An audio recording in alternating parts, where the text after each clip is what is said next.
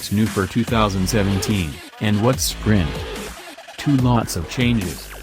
For 2017 all Elises have a new nose, bigger of nostril. And at the rear, the new panel has one large light unit at each side, and one smaller one.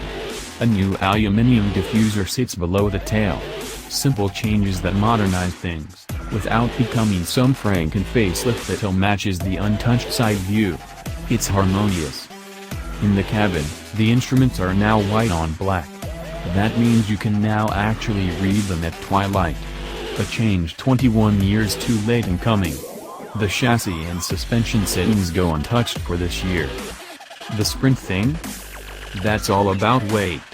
The Elise range goes like this: Sport, Sprint. They both have unsupercharged 1.6 136 bhp engines, then Sport 220 and Sprint 220, both with a supercharged 1.8 at 220 bhp, and finally the Cup 250, the same engine, but 250 bhp and less weight.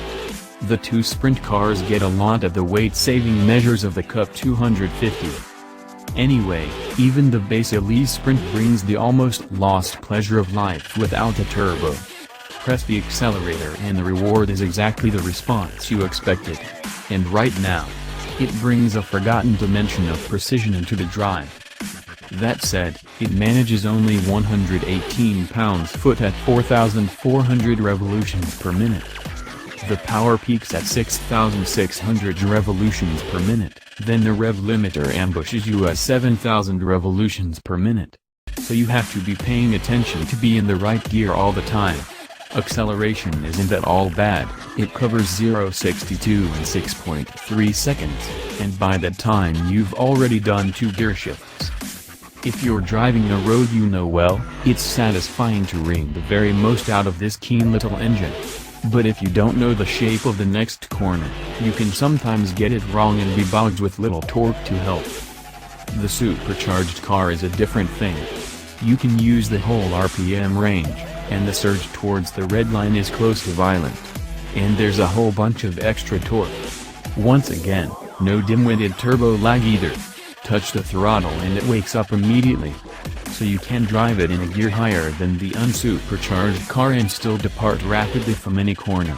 Plus your ears are caressed by the 220's rich baritone exhaust, another new feature for 2017. But it's a road car, isn't it? On its day, joyfully so. Annoyingly the Elise is blustery at high speed with its roof off. A Mazda MX-5's cockpit is much less turbulent. And there is tire noise. But otherwise, it's a workable long-distance prospect. The boot will just engorge a couple of weekend bags, and the cockpit has storage space. You can even have Bluetooth this year, so you can phone someone up and then not hear a word they're saying. Mostly though it's a recreational blaster, a cure to the ills of 2017. I found myself stopped at a junction behind the big fat backside of a Mercedes GLE Coupe SUV. Then I realized it was only a C-Class coupe. Everything gets rescaled alongside the Elise's tiny size and weight. No car for the money gives you less car. But no car for the money gives you more sensation.